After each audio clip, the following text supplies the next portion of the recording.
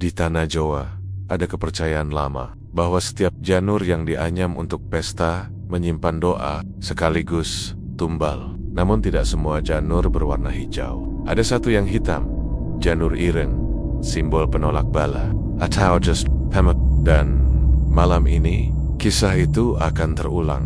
Sebuah dosa lama yang terkubur, sebuah nama yang tak boleh dipanggil. Selamat datang di kisah nyata yang berubah jadi kutukan. Malam itu, suara hujan mengguyur jalanan kota Semarang tanpa henti. Di dalam kamar kos sempit, Arga, seorang pemuda berumur 27 tahun, memandangi secarik surat yang baru saja ia terima dari notaris. Surat itu bertuliskan, penerima waris atas nama Arga Prasetyo. Satu unit rumah peninggalan almarhum Karsiman, terletak di desa Rowotamtu, Ponyo. Arga terdiam. Karsiman.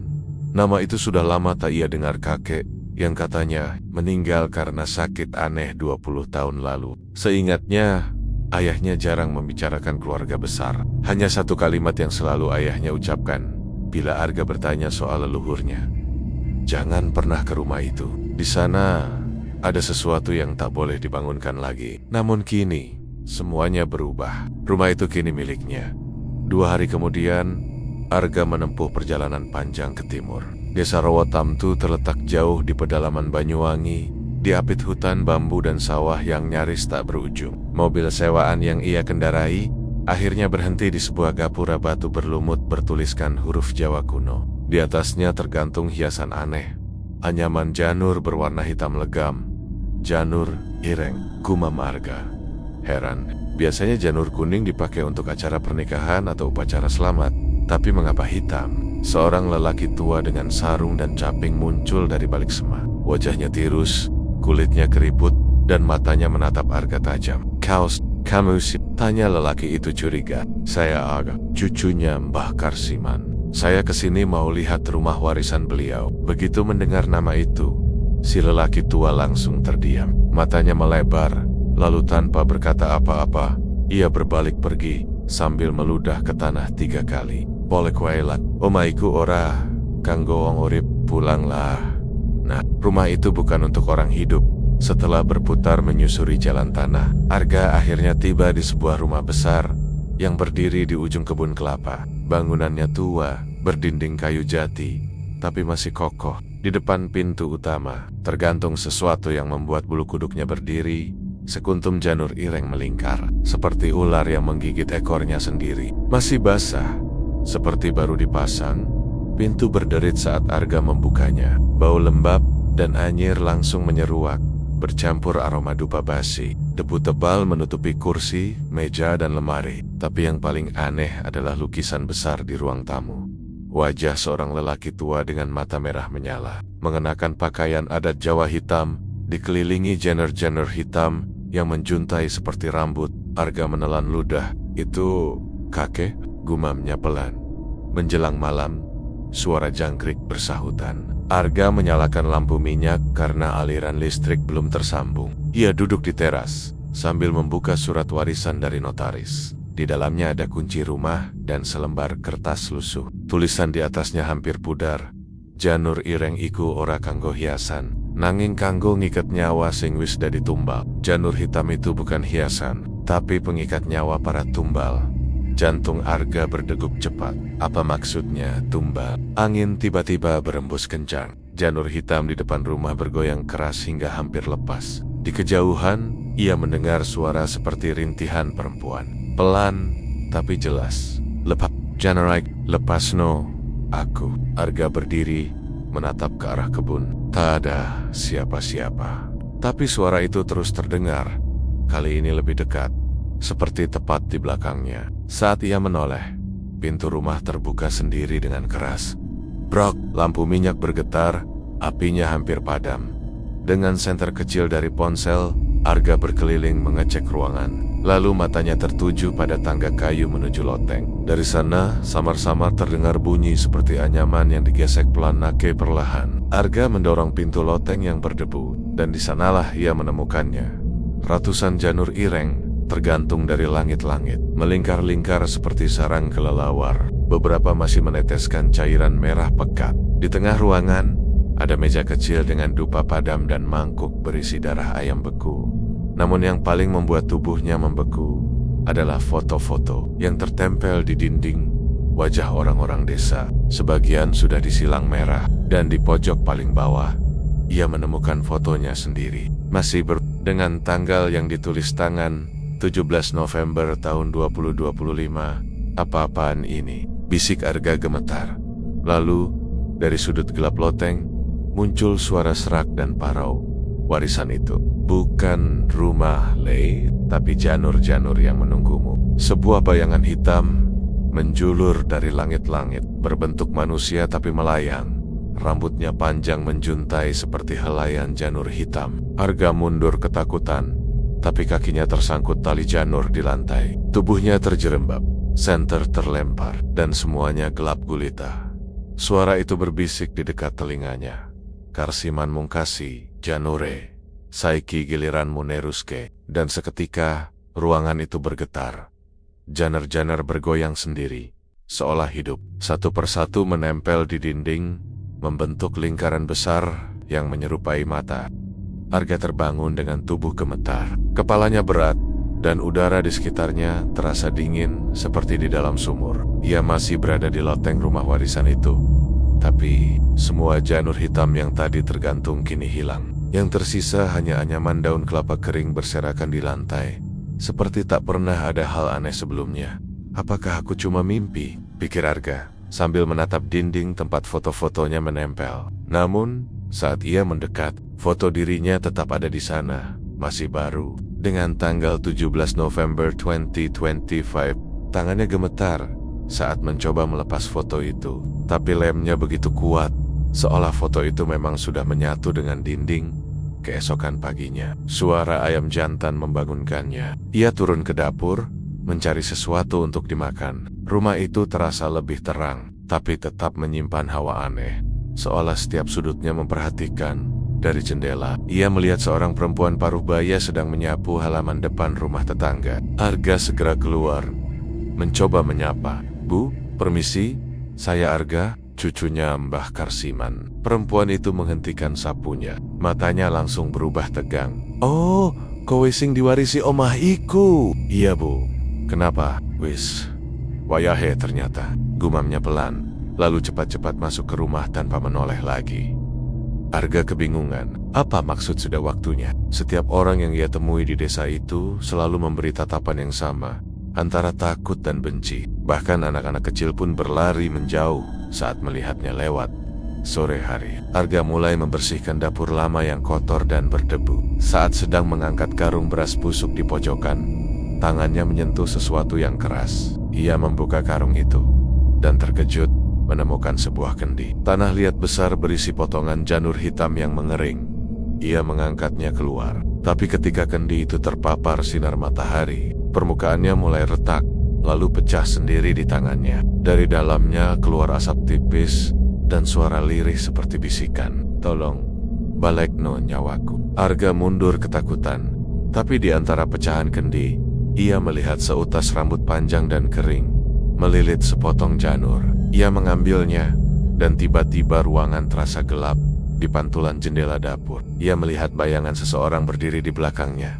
Seorang perempuan dengan kain putih lusuh, wajah pucat, dan mata kosong. Tubuhnya miring ke satu sisi, seperti lehernya patah. Siapa kau? Tanya Arga terbata. Bayangan itu perlahan mengangkat tangan, menunjuk ke arah sumur di belakang rumah, lalu menghilang. Arga nekat menuju sumur tua yang ditunjuk bayangan itu. Suasana sunyi. Angin bertiup membawa aroma tanah basah dan dupa yang samar. Di sekitar sumur, terdapat anyaman janur ireng menempel di batu-batu, membentuk pola spiral seperti mata besar. Arga menyorot senter ke dalam sumur, tapi tak terlihat apa-apa kecuali air hitam pekat. Tiba-tiba, suara dari bawah sumur memanggil. Arga, ia refleks mundur 2 langkah. Suara itu lembut tapi memelas, seperti berasal dari seseorang yang sudah lama terkurung. Lepas no janur iku Lei. Janur iku ngiket nyawaku. Tangannya gemetar. Ia memandangi satu helai janur hitam yang menempel di bibir sumur. Tanpa pikir panjang ia menoriknya begitu. Janur itu terlepas, Suara tangisan pecah dari dalam sumur. Angin bertiup kencang, air mendidih, dan dari dalam muncul wajah perempuan yang ia lihat di dapur tadi muncul setengah badan, dengan rambut meneteskan air hitam pekat. Kowe wis sembuh Kak Lawang sing ora iso ditutup maneh. Wajah itu lalu menghilang, meninggalkan aroma bunga kenanga yang menusuk. Keesokan paginya, Arga didatangi seorang pria tua berjubah putih Pak Lebe, sesepuh desa. Wajahnya teduh tapi matanya tajam, seolah tahu banyak hal yang Arga sembunyikan. Kau wis nayapot jana saka suma. Iya Pak, tapi saya cuma, waduh, bocah iki, janur iku sing nyegel roh korban Mbah Karsiman. Koe orang ngerti opo sing wis kau lakoni? Arga terdiam, wajahnya pucat. Pak Lebe menatap tajam ke arahnya. Dulu, kakekmu ngelmu pesugihan.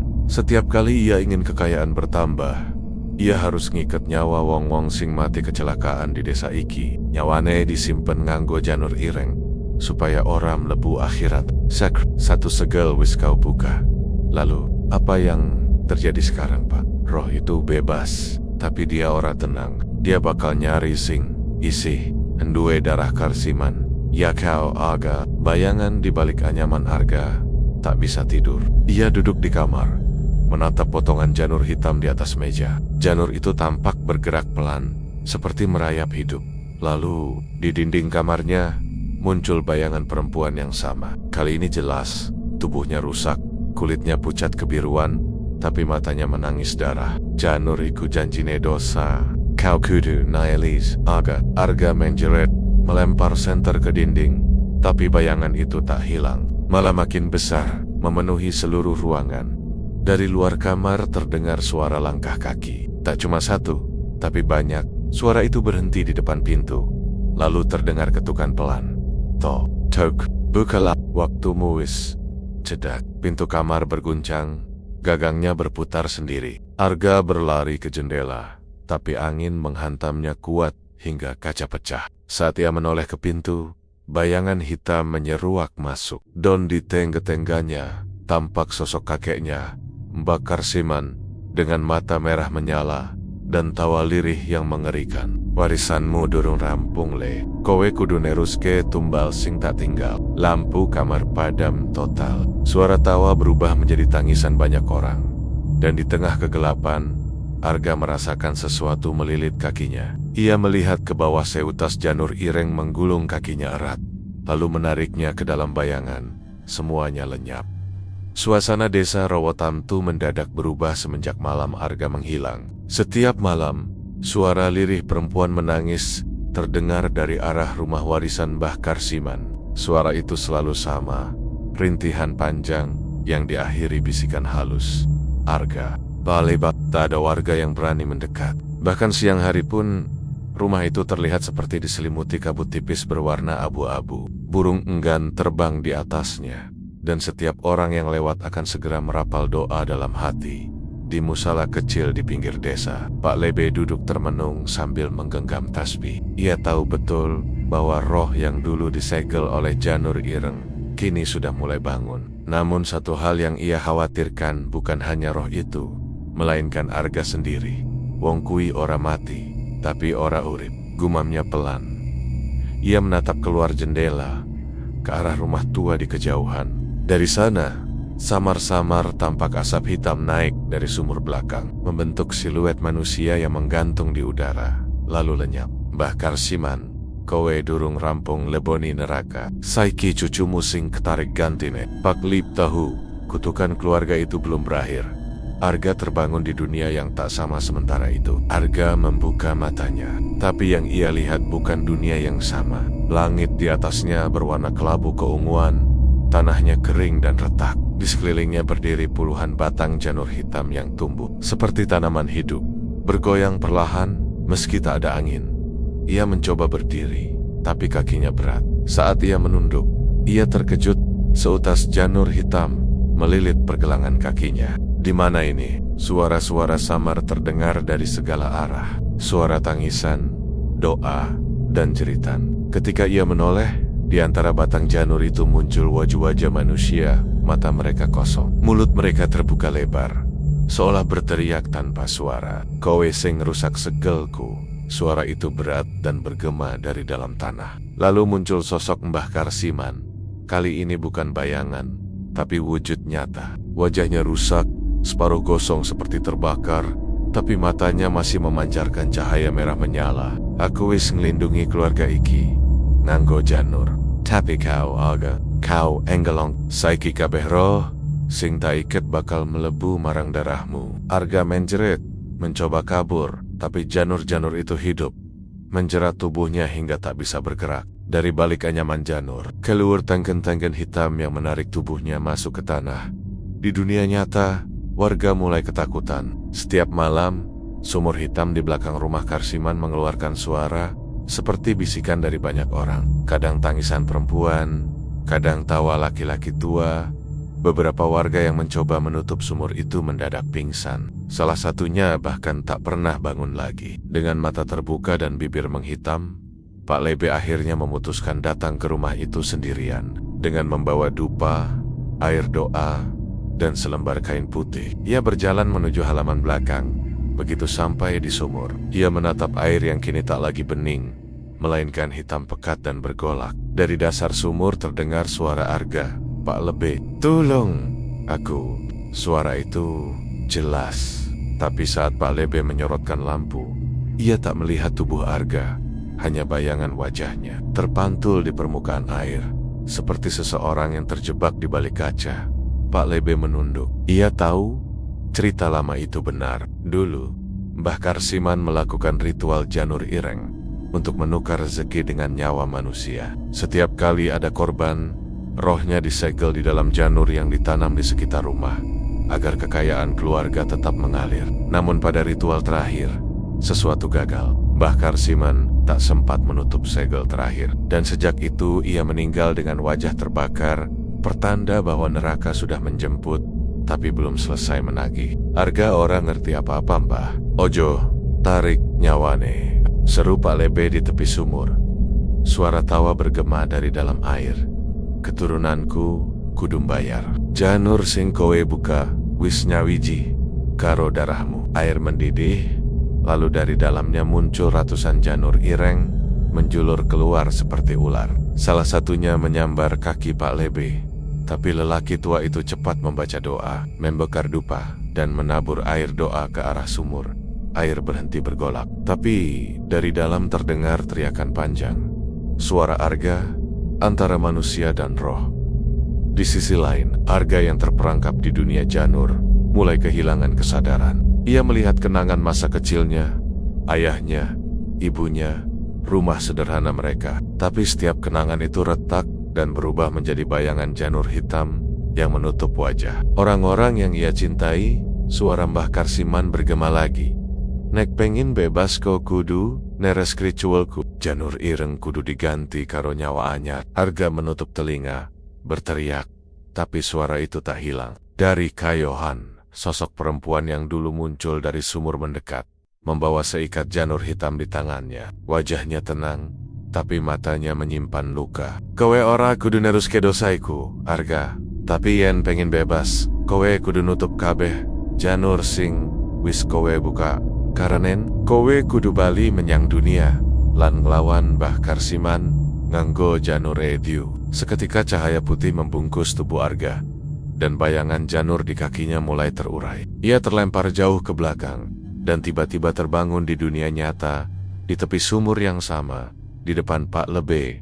Arga terbatuk keras, tubuhnya kotor, berlumpur. Pak Lebe segera menariknya, tapi wajah Arga tampak pucat, matanya merah, seperti masih menyimpan sesuatu dari dunia lain. Pak, aku ngerti saiki, janur-janur iku nyimpen dosa keluarga. Aku kudu nutup segel liyane sadurunge kabeh roh bebas. Tapi roh sing paling kuat wis kebangun le. Roh Mbah Mudiu. Di belakang mereka, sumur bergetar, dan dari dalamnya muncul asap pekat berbentuk manusia. Dengan kepala tertunduk dan janur hitam melilit tubuhnya. Dari kepalanya menetes darah hitam, dan suaranya terdengar seperti 1000 orang berbisik sekaligus. Kowe ora bakal bisa nutup apa sing wis tak buka. Arga menatapnya dengan mata yang kini bersinar samar, seperti ada kekuatan baru di dalam dirinya. Ia menggenggam seutas janur hitam di tangannya.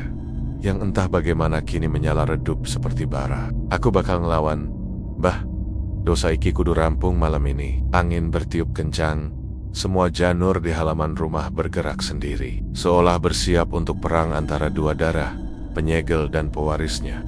Malam itu, angin berhembus seperti jeritan panjang dari alam yang tak terlihat. Langit di atas desa Rowotamtu diselimuti awan hitam pekat tanpa bintang. Dan di tengah keheningan itu, rumah tua Mbah Karsiman kembali berdiri menjadi pusat kegelapan.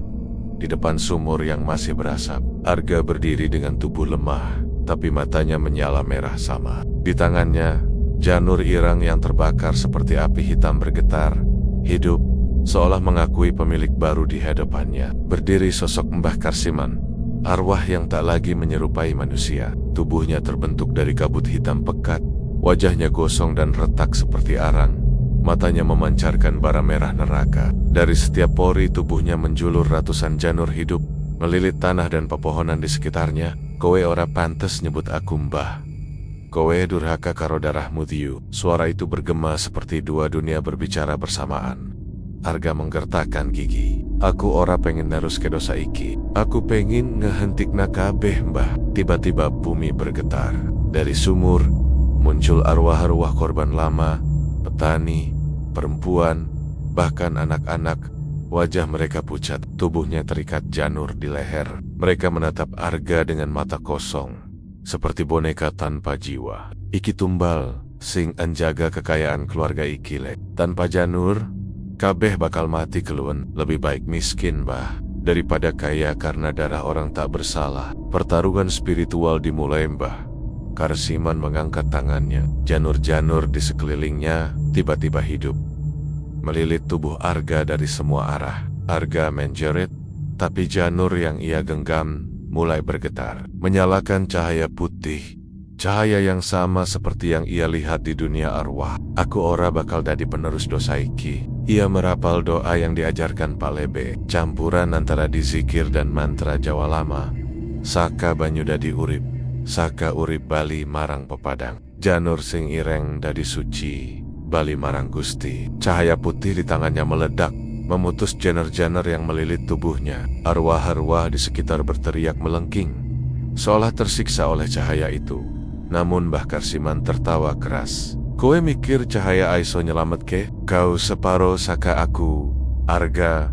Dosa iki ngalir ing darahmu. Kegelapan yang menyusup suara itu menggema di kepala Arga. Dan seketika, pikirannya diserbu kilasan masa lalu.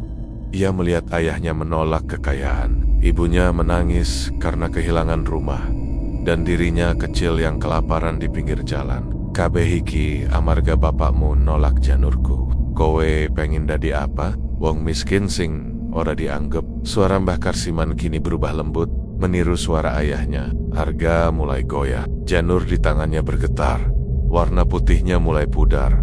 Dalam pikirannya muncul bayangan dirinya duduk di singgasana rumah besar, kaya raya, dikelilingi emas dan kehormatan. Suara kakeknya berbisik lembut di telinga, ora usah ngelawan, janur iki bakal nuruti kersamu le, ora usah dadi korban, dadi sing ngatur we. Arga menggenggam kepalanya, berteriak, diam, aku bukan kau. Doa yang hampir terlupakan dari kejauhan. Pak Lebe muncul membawa kendi air doa dan sebatang dupa. Ia berlari ke halaman rumah yang kini sudah seperti neraka. Janur-janur hidup menjalar ke seluruh arah, mencengkeram tembok dan atap. Aga eleng lak janur iku mong tali, sing aiso nyegah mong niatmu diu. Arga menatap Pak Lebe, air mata bercampur darah mengalir dari matanya. Aku ora kuat, Pak. Suarane ora mandek. Yen kowe pengen ngalah roh iku, aja nganggo amarah, gunakake pangapura. Arga memejamkan mata. Suara tawa Mbah Karsiman makin keras, mengguncang bumi. Tapi di tengah suara itu, ia mengingat wajah ibunya, perempuan lembut yang dulu berkata, "Nak, dosa leluhur ora mesti diwarisna. Asal atimu ora gelap, Gusti Isih bakal nuntun." Tangannya yang menggenggam janur kini bersinar lagi, lebih terang. Tapi warnanya bukan putih, melainkan emas keemasan seperti cahaya pagi. Mbah Karsiman mengerang, tubuhnya mulai retak. Ora, cahaya iki, ora enduwe papan, neng darahku. Cahaya dari janur Arga menyebar ke seluruh halaman. Satu persatu arwah korban mengangkat wajah, menatap ke langit, dan tubuh mereka perlahan larut menjadi cahaya putih yang naik perlahan. Jeritan berubah jadi tangisan syukur. Wis rampung, Arga, bisik salah satu roh. Suara lembut perempuan yang dulu keluar dari sumur. Tapi di tengah cahaya itu, Mbah Karsiman masih berdiri. Separuh tubuhnya terbakar, tapi ia memaksakan diri berjalan ke arah Arga. Kowe iso nyegah kabeh iki le, tapi ora bisa nyegah aku mlebu nang awakmu. Tiba-tiba, arwah tua itu menembus tubuh Arga, dan dunia langsung gelap. Arga kini berada di ruang gelap tanpa ujung. Di depannya berdiri Mbah Karsiman, tapi kali ini tampak seperti manusia biasa, mengenakan baju lurik dan kopiah hitam. Wajahnya datar, tanpa amarah. Saiki, kowe ngerti le, aku ora mung jahat. Aku mung wedi keluwen, wedi ilang, tapi dosa iki mateni akeh nyawa mbah. Aku ngerti, nanging ora gampang ninggal kekuasaan sing wis marani kabeh uripku. Arga menatap mata kakeknya yang mulai berkaca-kaca. Mbah, yen pancen pengen bebas, ayo lunga karo aku. Aku ora bakal ngelawan maneh, tapi ora ana tumbal maneh sawisa iki. Mbah Karsiman tersenyum samar. Ia memegang pundak Arga, lalu berbisik, nek ngono, tutup sumurku. Lek, ingkono, aku bakal ngenteni. Cahaya tiba-tiba menyelimuti tubuh Arga. Ia kembali tersadar di dunia nyata, dengan tubuh basah dan tangan menggenggam janur yang kini terbakar habis jadi abu. Pak Lebe mendekat, menatapnya penuh lega. Wis rampung, durung pak, aku kudu nutup sumur iki karo doa sakadarahku. Diu. Arga menggigit jarinya, meneteskan darah ke bibir sumur sambil merapal doa penutup. Suara dari dalam sumur bergema, kali ini bukan jeritan, tapi seperti orang mengucap terima kasih. Kabut hitam perlahan lenyap, janur-janur kering jatuh ke tanah. Namun di antara keheningan itu, Pak Lebe melihat sesuatu di leher Arga. Sebuah garis hitam tipis berbentuk anyaman janur. Arga duduk di serambi rumahnya, menatap ujung jarinya yang kini berwarna kehitaman. Luka kecil akibat darah penutup sumur itu belum juga hilang, malah semakin dalam dan terasa panas, seperti terbakar dari dalam. Ia memandang langit malam, tak ada bintang, hanya kabut tipis yang seperti mengepung desanya. Kenapa masih terasa hidup, padahal sudah kututup semuanya? Gumamnya lirih. Pak Lebe, yang kini sering menemaninya sejak malam itu, menatap Arga dari jauh dengan gelisah. Ia tahu, sesuatu di dalam diri pemuda itu belum sepenuhnya bersih. Sudah 3 malam berturut-turut, Arga sulit tidur. Setiap ia memejamkan mata, ia mendengar suara lembut memanggil namanya. Bukan dari luar kamar, tapi dari dalam kepalanya sendiri. Arga, janurmu belum selesai. Kau menutup sumurnya, tapi bukan jalannya. Arga terbangun dengan keringat dingin. Dari cermin kecil di depannya, ia melihat bayangannya sendiri. Tapi anehnya, bayangan itu tersenyum saat ia tidak. Matanya menatap lurus ke dirinya. Lalu bibir bayangan itu bergerak tanpa suara, membentuk satu kalimat yang membuat bulu kuduknya berdiri. Kau adalah penerusku. Arga mundur, menabrak dinding. Cermin itu jatuh dan pecah. Dari pecahan cermin, pantulan wajahnya kini tampak lebih pucat, dan di lehernya, garis hitam berbentuk anyaman janur semakin jelas, berdenyut seperti urat hidup. Siang harinya, Arga mencoba beribadah di musola kecil di pinggir desa. Namun setiap kali ia menunduk untuk berdoa, bayangan orang-orang yang dulu menjadi tumbal muncul di sekelilingnya. Mereka tidak marah, tidak menakutkan, justru menatapnya dengan sedih. Ampuni kami, Arga. Kami hanya korban dari darah yang sama dengan darahmu. Arga menutup telinganya. Berhenti. Aku bukan kalian. Aku bukan pembunuh. Namun di antara arwah itu, muncul sosok yang paling ia takutkan, Mbah Karsiman. Tapi kali ini, wajahnya tenang, tidak seperti monster yang dulu ia lawan. Ia hanya berdiri di ambang pintu musola, mengenakan kain putih kusam. Kau pikir bisa menyingkirkan warisan, Lev? Janur itu bukan cuma tali tumbal, tapi juga segel yang menyatu dengan darah keluarga kita. Aku tak mau jadi seperti Mbah. Kalau begitu, kau harus siap menanggung semua kutukannya sendiri. Seketika, tubuh Arga terasa kaku, napasnya berat, dan di sekujur tangannya mulai muncul garis-garis hitam menyerupai urat daun janur. Arwah-arwah itu menunduk dan menghilang satu persatu, meninggalkan Arga sendirian di lantai dingin musola. Dengan tubuh bergetar dan mata memerah hari demi hari, perubahan pada Arga makin nyata. Setiap kali ia marah atau takut, benda-benda di sekitarnya bergerak sendiri. Daun-daun kering menempel di kulitnya, membentuk pola anyaman hitam. Pak Lebe mulai khawatir. Arga, kowe kudu kuat.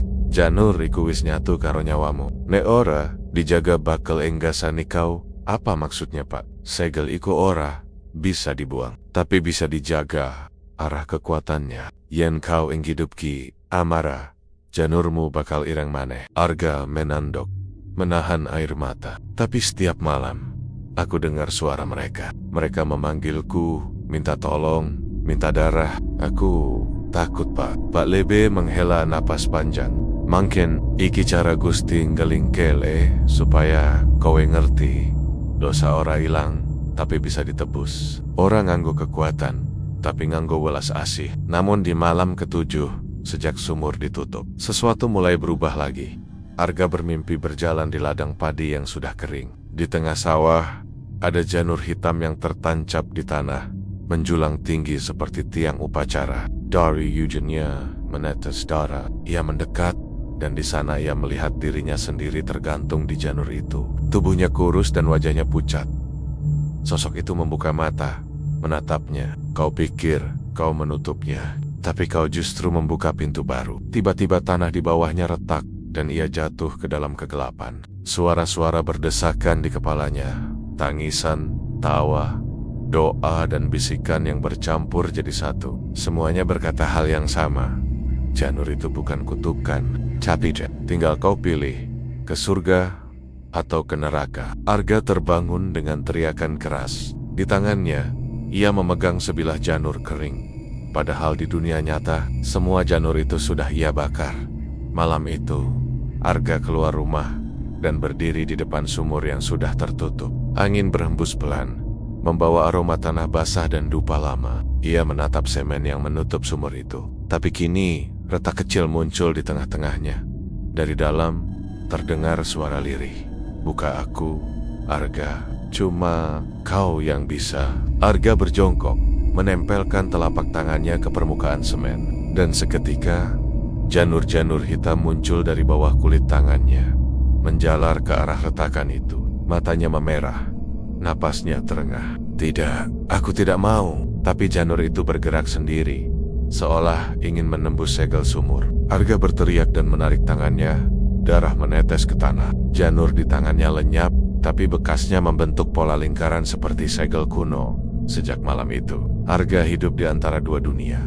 Siang ia seperti manusia biasa, berbicara, bekerja, bahkan membantu orang desa. Tapi setiap malam, ia merasa seperti roh leluhurnya hidup di dalam tubuhnya. Terkadang ia mendengar langkah orang lain di rumah, padahal ia sendirian. Terkadang ketika ia berdoa, bibirnya justru melafalkan mantra kuno yang tak ia pahami.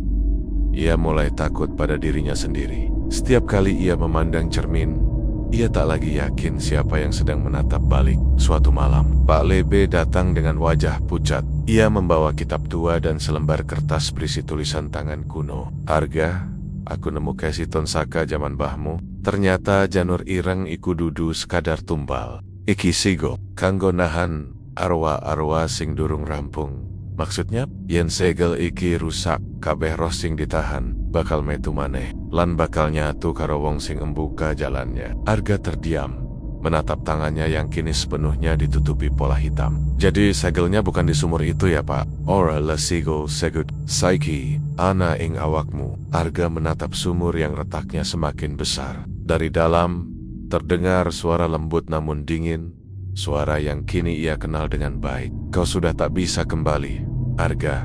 Segel itu milikmu sekarang. Ia menatap langit, matanya penuh air. Kalau memang harus begitu, aku akan menanggung semuanya. Tapi jangan biarkan mereka keluar lagi. Namun bumi kembali bergetar, dan suara jeritan dari bawah tanah mulai terdengar lagi. Kali ini, lebih banyak, lebih keras.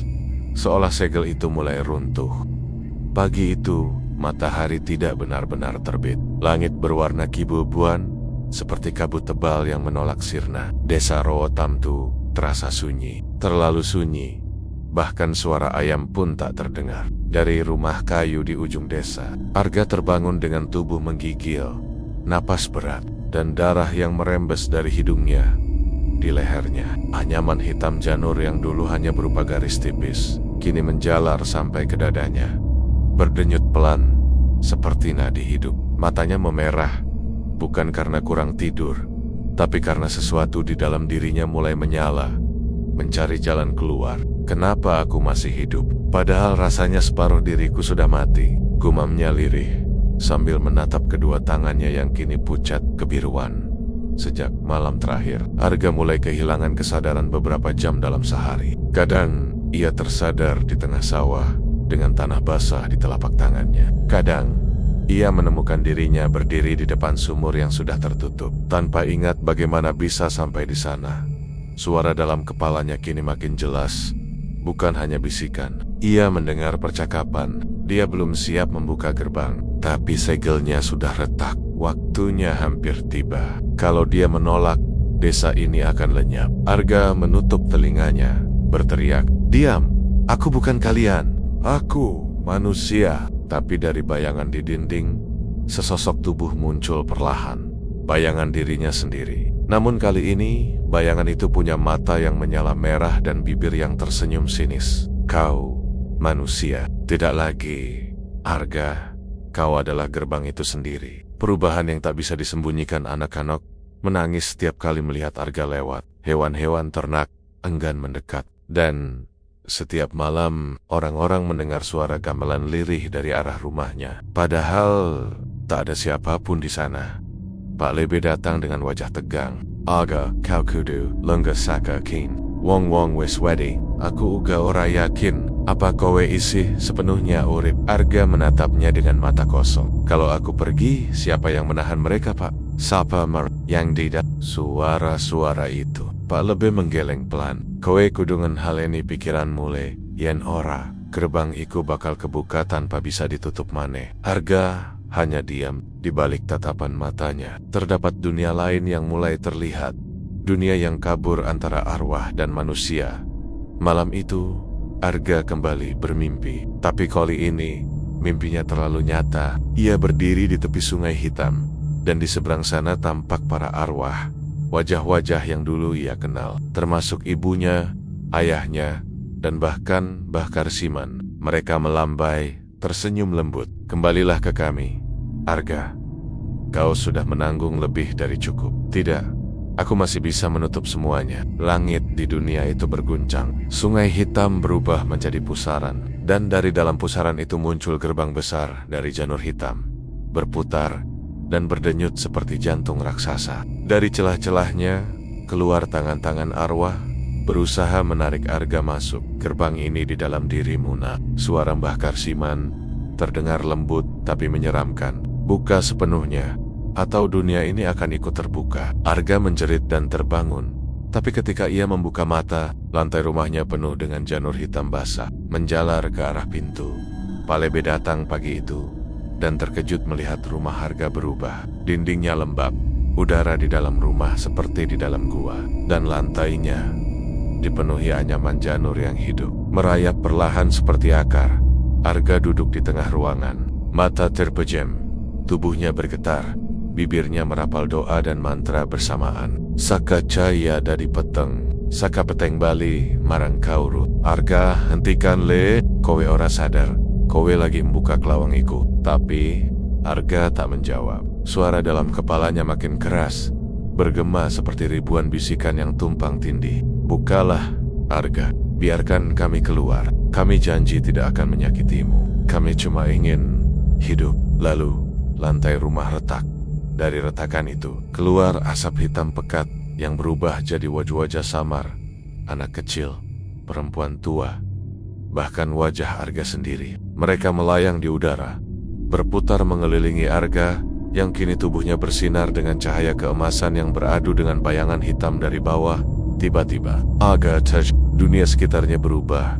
Ia tak lagi di rumahnya, melainkan di ruang tanpa cahaya, tanpa arah. Di hadapannya berdiri dua sosok, Satu tampak seperti dirinya sendiri dengan mata putih bercahaya. Satu lagi dengan mata merah menyala dan tubuh diselimuti asap. "Kau terlalu lemah," kata sosok bermata merah. "Aku hanya ingin menebus dosa leluhurku," jawab Arga. "Menebus? Tidak ada penebusan untuk darah ini. Kau akan menjadi wadah selamanya." Sosok putih di sebelahnya berkata lembut, "Arga, ingat, segel bukan kutukan, tapi pilihan. Jika kau menutup dengan cahaya, semua arwah akan tertahan. Jika kau menyerah, dunia ini akan terbuka." Arga berlatet, menatap kedua sisi dirinya. Tangannya gemetar, antara marah dan takut. "Kalau begitu, biar aku jadi segel itu sendiri." Dengan suara parau, Arga merapal doa yang kini terdengar seperti campuran antara mantra kuno dan dizikir. Cahaya dari tubuhnya menyala terang, dan semua bayangan berteriak melengking, terbakar dalam pusaran cahaya. "Gusti, aja nganti dosa iki nyebar maneh. Nenek kudu, tanpa kakek marang aku kabeh petenge, nganti ora ana maneh sing isi, urip ingin jero." Cahaya itu meledak, dan dunia menjadi putih sempurna. Ketika Arga membuka mata, ia sudah kembali di rumahnya. Namun kini, janur hitam di tubuhnya telah berubah warna menjadi abu-abu keperakan. Berdenyut tenang. Sumur di luar rumah kini benar-benar tertutup. Tak ada lagi retakan. Pak Lebe datang dengan air mata menetes. "Kowe wis lakoni luisaka manusia. Arga, aku cuma menutup apa yang aku buka, Pak. Kenapa masih sepi begini?" Pak Lebe menatap sekeliling. Desa itu sunyi. Tidak ada suara ayam, tidak ada orang, tidak ada angin. Semua hening seperti dunia yang berhenti. Arga perlahan tersadar. Ia memang berhasil menutup gerbang, tapi bersama dirinya, seluruh desa ikut terkunci di dalamnya. Subuh itu, Rowotamtu tak lagi terasa seperti desa. Udara di sana hampa, tidak dingin, tidak panas. Pohon-pohon berdiri tanpa bayangan, dan bureng-bureng diam di ranting, seperti patung hidup. Matahari seolah enggan menembus kabut yang menggantung di langit abu-abu. Di tengah kesunyian itu, Arga duduk bersila di depan sumur yang telah tertutup sempurna, dengan kepala menunduk dan mata terpejam. Wajahnya tenang, tapi tubuhnya tampak lemah. Di sekujur kulitnya, anyaman janur perak berdenyut pelan, menyala seperti urat bercahaya. Di sekitarnya, daun-daun kering beterbangan pelan, seolah berputar mengelilingi tubuhnya, seperti pusaran doa yang tak terdengar. Sudah 3 hari sejak Arga menutup gerbang di dalam dirinya. Pak Lebe adalah satu-satunya orang yang masih bertahan di dekatnya. Ia tahu ada sesuatu yang salah dengan dunia ini. Langit tak berubah, waktu terasa berhenti. Dan ketika ia mencoba keluar dari desa, jalanan seolah berputar membawa langkahnya kembali ke tempat yang sama. "Iki dudu Rowotamtu maneh le," bisiknya lirih. "Iki wis dadi antarane alam." Arga membuka mata perlahan. Pandangannya kosong, tapi tenang. "Aku tahu, Pak. Aku menutup gerbang. Tapi ternyata aku juga mengunci dunia ini bersamaku.